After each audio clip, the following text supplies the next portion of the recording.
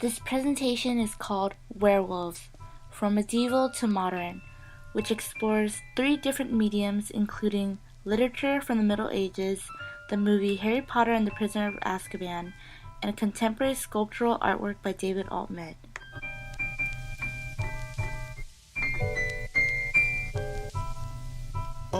Werewolves are commonly understood as monsters that usually wreak havoc on human society by attacking and killing humans to satisfy their insatiable hunger for flesh.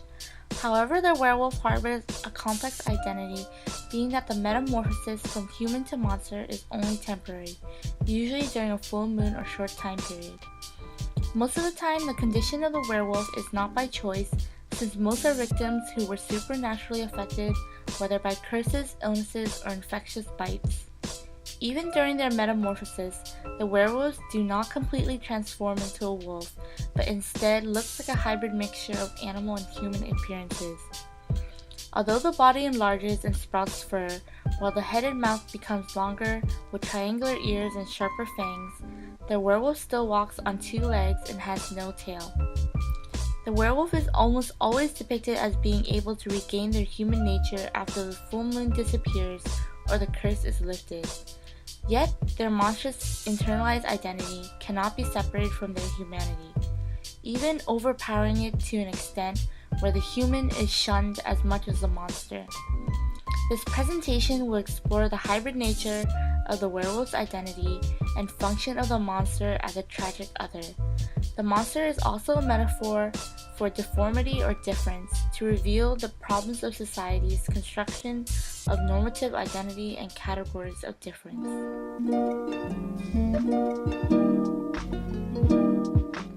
Here we will examine three pieces of literature from the medieval period centered on the werewolf figure that is predominantly more human than monster, even in changed form. First is a French lay written by Marie de France in the 12th century about a baron in Brittany called Biz Clavet. This baron was loyal to his lord, faithful to his wife, and respected by his peers, but he was not perfect. Every week, for 3 days, the baron would disappear without a trace, leaving his wife worried and fearful for his whereabouts. She pleaded for him to tell her his business. He finally relented and told her that he goes deep into the woods where he transforms into a werewolf. He can only become human again when he puts on his clothes after the transformation period is over. His wife, terrified and disgusted at his condition, plots with another knight to steal his clothes. A year passes by when she remarries, while the baron roams the wild until he reunites with his king. The king, not knowing that this is his beloved baron, becomes very intrigued by the wolf's gentle behavior, so decides to take him back to court. At court, the wolf sees the knight and violently attacks him, contrary to his docile nature. Later, he sees a treacherous wife and also bites off her nose. The king becomes concerned by this violent behavior, believing that the two must have wronged the wolf, and determines to find the truth. Finally, the truth is revealed, and the baron's clothes are returned to him, but he refuses to transform back until he can change in privacy. The next story is also a French romance poem circa 1200 called Guillaume de Pallerne, or William of Pallerne. The werewolf in this tale is William's cousin Alfonso, a Spanish prince who was cursed by his evil stepmother. Alfonso saves the infant Prince William from a murder conspiracy by his uncle. William then grows up in the court of the Roman emperor where he falls in love with the emperor's daughter, Melior. His unknown birth prevents the couple from official marriage, so they run away disguised in white bear skins. On their journey, Alfonso aids them by procuring food, guiding their path, and protecting them from their pursuers. William reunites with his mother unknowingly and helps her defeat the Spanish king. During negotiations, Alfonso enters the court and bows to the king, his father. This intrigues everyone since the animal understands court formality. They feel sure the beast is of man's nature. The king tells William that he thinks Alfonso might be his bewitched son, and they call for the evil queen to disenchant him. Alfonso then becomes human once more. The last story is Gerald of Wales' account and topography of Ireland, written around 1187, about an unusual encounter with werewolves. The priest is traveling through Ireland provinces from Ulster to Meath and comes to rest at the border. A male wolf approaches and speaks to the priest in human language in hopes of having the priest give his dying partner sacrament. The werewolf proves to the priest that he isn't violent and can be trusted by using his rationality. The convinced priest blesses the she-wolf, who is revealed to actually be a fully formed human underneath the wolf's skin.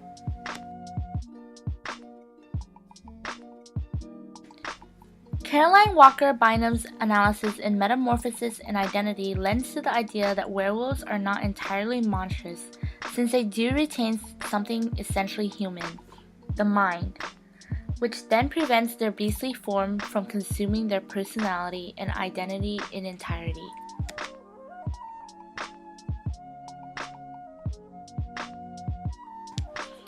The werewolves in these stories, contrary to popular belief, were generally not violent creatures, since throughout the change of man to wolf, something perdures. This something that never completely loses physical or behavioral traces is a mental process of thought and rationality.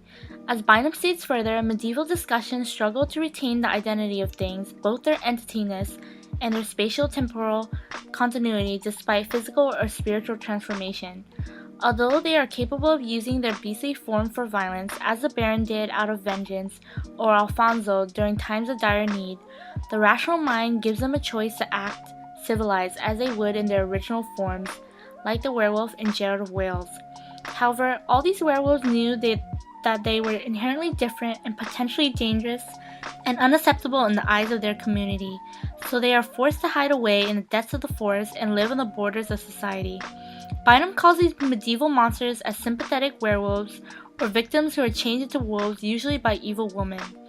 Evidence of this term is seen in the werewolves' decision to isolate themselves while continuing to harbor human qualities of loyalty, love, and kindness due to their human intelligence and memory, despite the typical fear and disgust usually associated to werewolves by the mainstream society.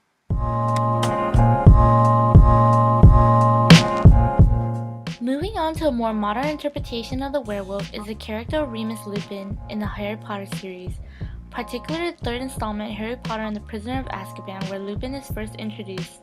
His name already predetermines his lycanthropy, since Remus refers to the myth of the twin brothers Remulus and Remus, who were suckled by a she-wolf. His family name, Lupin, is derived from the Latin word lupus, meaning wolf, and also associated with lunar cycles, linking to the time period of his werewolf transformation. In the magical world of Harry Potter, where a myriad of fantastical creatures from giants, dragons, to unicorns exist, the werewolf is still shunned and feared by all the wizards and witches. Lupin's identity is further complicated by his hybridity, since he is a half-blood wizard, meaning his mother is muggle-born or normal, while his father is a wizard.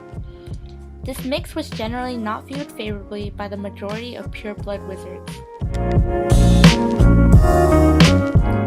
Using Jeffrey Jerome Cohen's monster culture theory, Lupin's complex identity is a refusal to participate in the classificatory order of things, since monsters are disturbing hybrids whose externally incoherent bodies resist attempts to include them in any systematic structuration. Lupin is unable to assimilate completely in with the wizarding world, since he is half human and half wizard. His werewolf transformations also does not allow him to be categorized within the normal structure of the wizarding society, even if he was a pureblood. At the School for Wizards, Hogwarts, Lupin could not attend classes normally, since he had to be isolated during his transformation to keep other students safe. As an adult, he has difficulty maintaining a career and is forced to leave his position as a defense in dark arts professor at Hogwarts when his secret was leaked. Later on in the series, as an infiltration spy, he was unable to retrieve any valuable information from the werewolf pack because the wolves didn't trust him because he lived among human beings. Therefore, Lupin resists classification of constructed identity, yet is still always classified by the social system as an other. An other that is dangerous, monstrous, non-human, diseased, deformed, or just basically different from themselves. Hello, Harry. I saw you coming.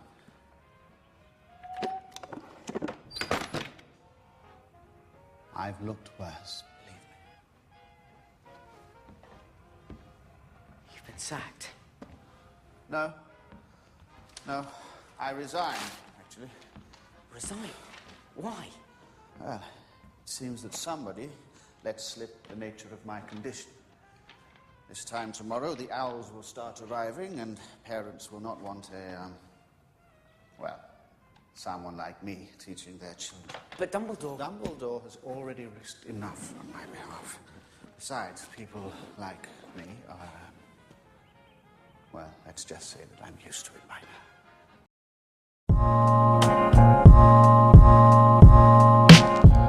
Bynum's sympathetic werewolf/victim theory is clearly evident in Lupin. Since infancy, Lupin was bitten by a werewolf named Fenrir Greyback as an act of retaliation toward Lupin's father. Unlike the medieval portrayals, Lupin loses his mind when he transforms into a werewolf during the full moon. During his time at Hogwarts, his friends trained to become animagi, which allowed the human body to transform into an animal for his sake. In their transformed animal state, his wolfish tendencies were less violent, since he was only a real threat towards humans. After the invention of the Wolfsbane potion, he is able to regain control of his mind during metamorphosis, but still chooses to isolate himself during this time out of a conditioned fear that he is a viable danger to all those around him, even towards his loved ones.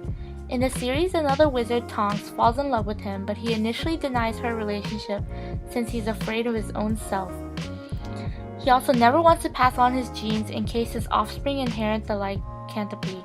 Without a soundproof cure, Lupin does not want to put anyone in harm that contradict to his true nature when he's a human.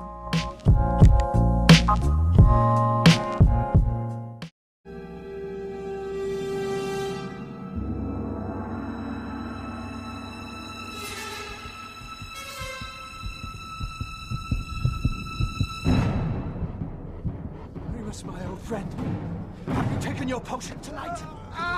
You know the man you truly are, Remus. This heart is where you truly live. This heart here. This flesh is only flesh. Expelliarmus!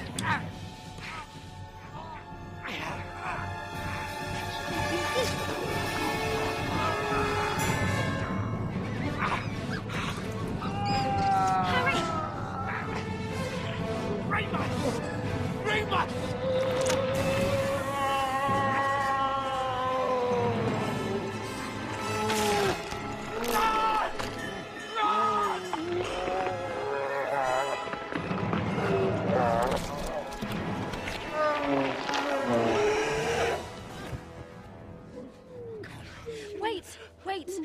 Hermione! Professor?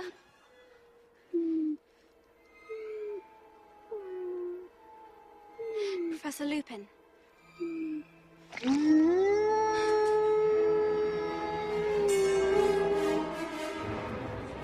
Stop it! Stop it! There you are, Potter.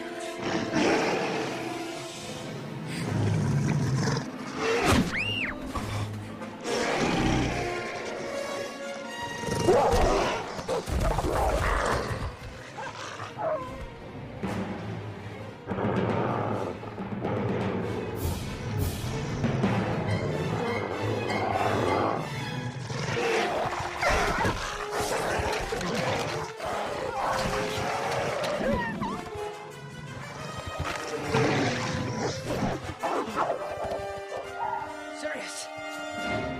Come back here, Potter.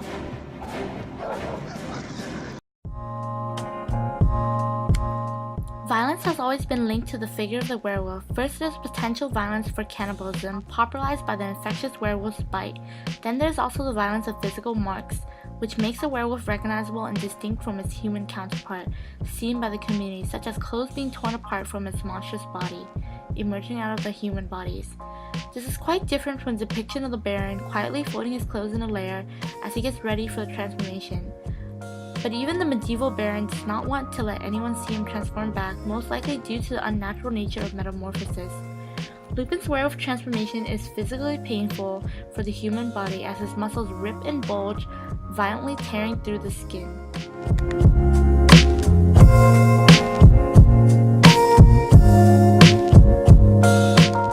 The form of the werewolf is never stable. Neither wolf nor man, he is at the same time both the one and the other in continuous mutation. As Cohen says, the hybrid conjoins differences without fully assimilating them. This can be seen through Lupin's resistance and struggle during transformation, and even afterwards his appearance still resembles the human through posture. Cohen also talks about the double sense of the word monstrum, which means to warn, relevant to the said violence and danger attributed to a werewolf. And second, which is that which reveals, a revealing of something that is more epistemological in the sense that it tells us about the nature of knowing reality. A reality that society's fear and rejection of the werewolf is actually misplaced when considering that the monstrosity is a metaphor for difference. Therefore, society is actually rejecting difference and anything that does not fit into the constructed order. Wouldn't this locate the real monstrosity in the way individuals live by social norms that forcefully exclude and condemn difference?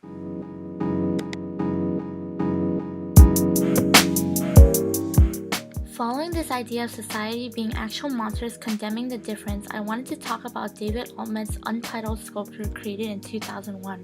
The sculpture is a decapitated werewolf head with crystal structures growing out of it, a grotesque yet strangely and morbidly beautiful object. There seems to be a fascination with death and decay, since the head looks like it's been rotting for years after the death of the werewolf. However, his work can be interpreted with optimism, in that there is a sense of life and hope symbolized by the infestation of crystal growth. Applying Bynum's idea that the werewolf's mind is retained after transformation, then this crystallization within the head where the mind resides is significant that even after the death, the werewolf is able to support life in its decay. Quoting Mark Cheetham, the crystal as form and metaphor lies in its liminal position on the border between inanimate and the animate, the inorganic and the organic, mirroring the position of the werewolf's identity as man and animal. The crystals, even as corpses, they function as physical reminders of life. Once appropriated onto the body of the werewolf, it carries the implication that the werewolf is also a reminder of life that should not be rejected but embraced. This goes to say that the werewolf exists as a tragic figure to remind society of the problematic way that they categorize and judge people based on the differences. Just like how werewolves are misunderstood as evil or violent, when in actuality figures like Remus and Alfonso are kind-hearted and not much different from everyone else.